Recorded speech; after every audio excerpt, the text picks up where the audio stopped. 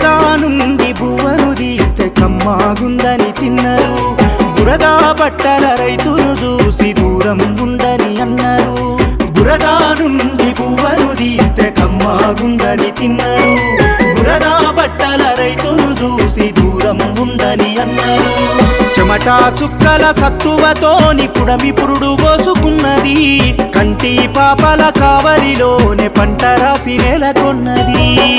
వందనాలు రైతన్న నీకు వందనాలన్నా, నీ రెక్కాడకుంటే బుక్కెడు భూవే లేదన్నా.